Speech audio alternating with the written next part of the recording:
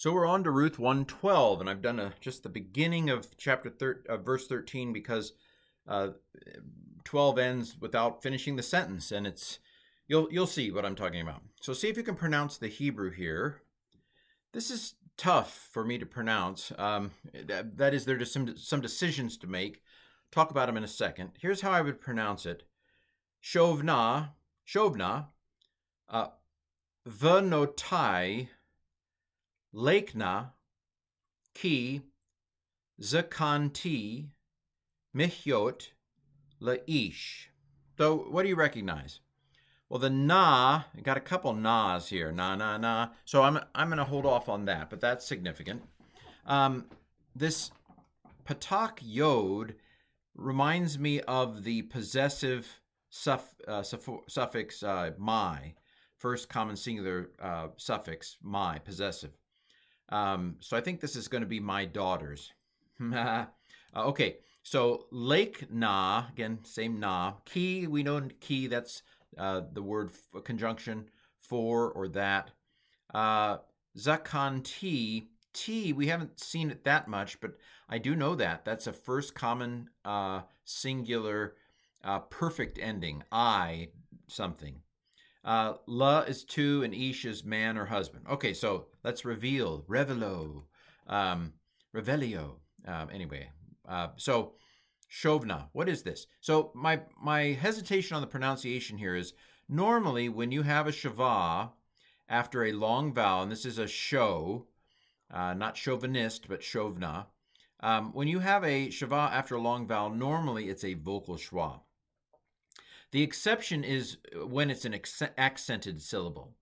And this is, in this particular situation, it is the shov is accented. So it's shovna, and I think it's lekna. That's my, after looking around a little bit, that's what I've concluded. This is the second feminine plural imperative. And this is not a common form at all. First of all, a second plural form, a feminine plural form of any kind is very rare. I mean, this is one of the great treasure troves of Ruth, is that we get feminine forms. So we can know how they actually said these things. But anyway, in the imperfect, the paradigm for the imperfect is yiktalu, tiktolna, tiktolu, tiktolna. And so this in the second feminine plural, tiktolna would be the paradigm. There's the na, but what the imperative does is the imperative chops off the performative of the imperfect. So if you had tiktolna as the second feminine plural imperfect, then katolna or something like that is the katolna is the imperative form. So if you had I'm not sure the vowels, and I'm not going to stop to think about it, but shovna is the tiktolna without the tick, so to speak.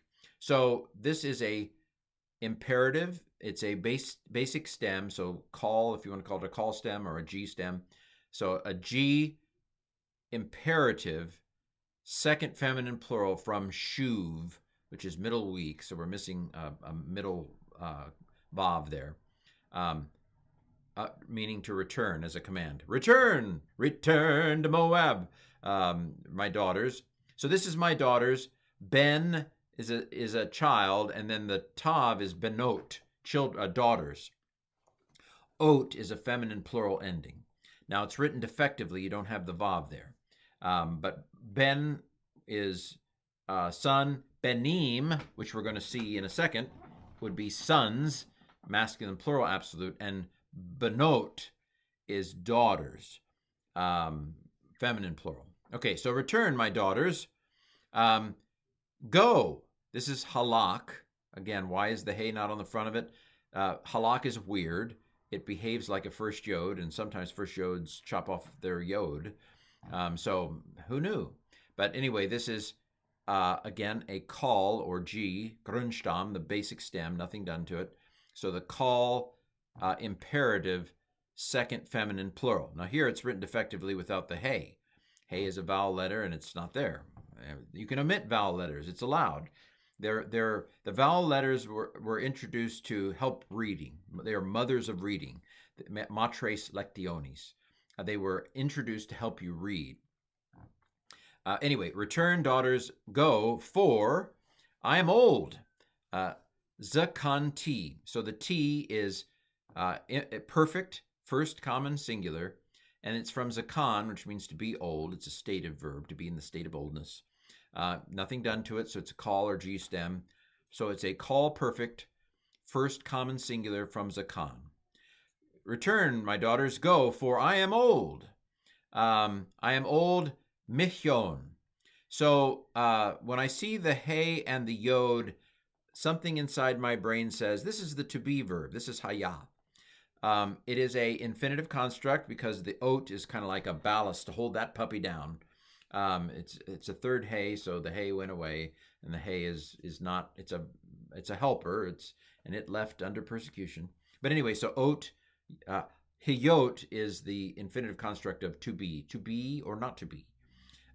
This one is to be, and then me. You might be thinking, I wonder if that's the preposition min that means from. Ding, ding, ding. You would be right. So why is the nun not there? Why hasn't the nun assimilated when no vowel separates? Because hey is a guttural, and gutturals, I don't do doubling. It's not in my contract. It tried to double the hey and just fell into empty space. So this is from being, from to be. From to be doesn't make good English. From being isn't very good English, but it's better. So return, my daughters, go, for I am old from being with a husband. It's been a long time.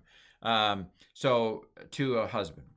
Now the second line. See if you can pronounce the Hebrew here. And here's how I would pronounce it. Ki amarti yesh li tikva gam hayiti halayla. Okay, what do we recognize? Well, recognize ki again. The conjunction is either for or that. Amarti, I recognize the T again as the first common singular perfect ending. For I say. And then yesh is it means there is. Li is to, me. La is to. Here, yod, again, we have the yod up here, is me, object suffix there. Tikva is just a word. It means hope. Gam is just an adverb. It means also. Hayiti, see the hey yod? We had hey yod, guys. We had hey yod up here too. It is a form of the verb to be, haya. But with the T, this is I am. This is a perfect first common singular. And then halayla means tonight. Hey patak doubling is the, Lila means night. The night, but it means tonight. So let's translate this thing. Now, this is a condition, and Hebrew wasn't nice to us. It didn't give us the word if. There is a word for if in Hebrew. It'd be awfully nice if they would have mentioned it. But basically, she's doing a hypothetical here in the rest of the verse and the beginning of the next.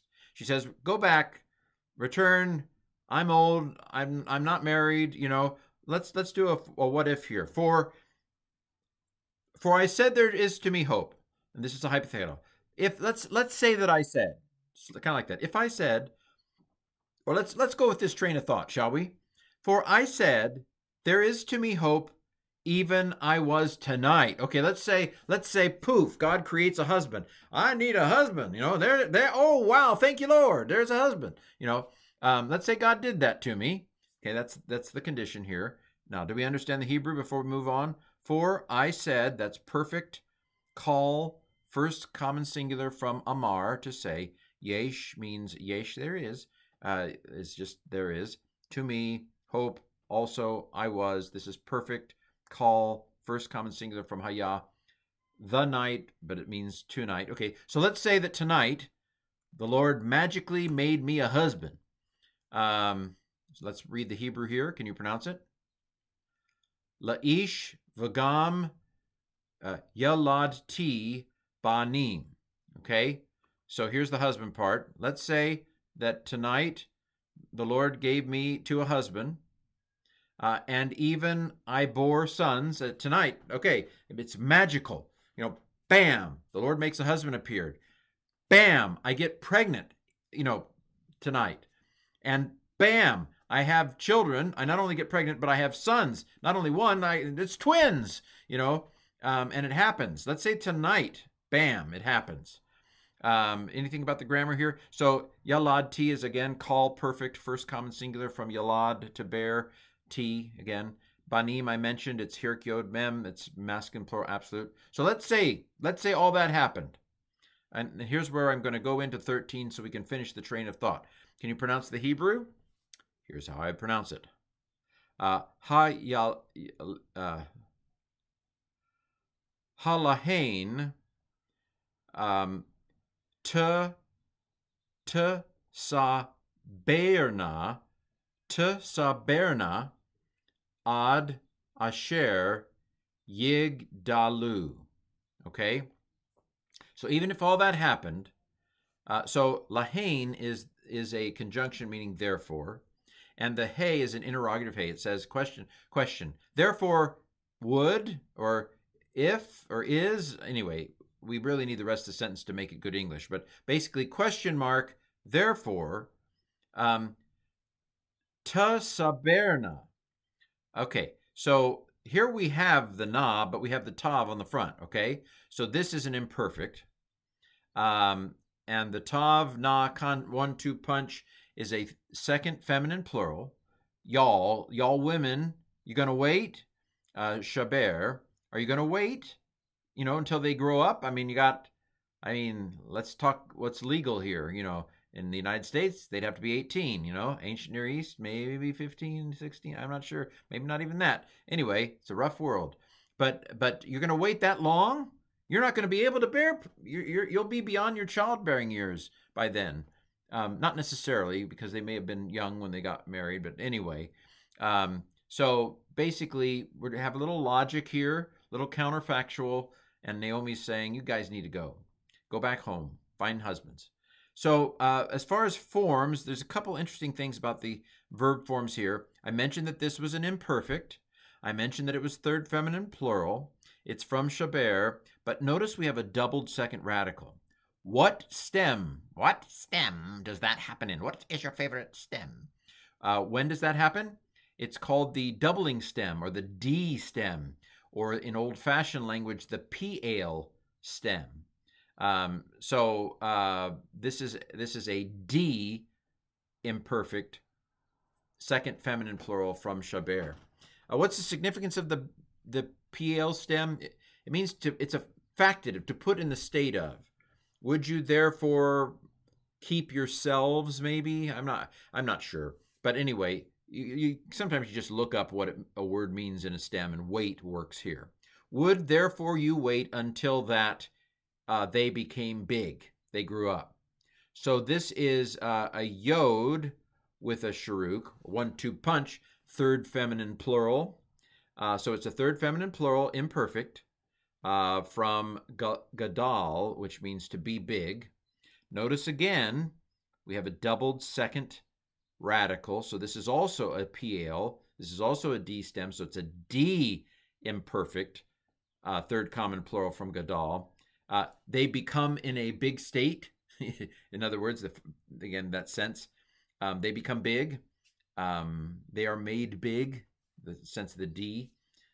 Anyway, so this has been a fun verse and a bit, in which Naomi reasons with her daughter-in-laws and tells them, your best bet, go back to Moab, find husbands, have a good life.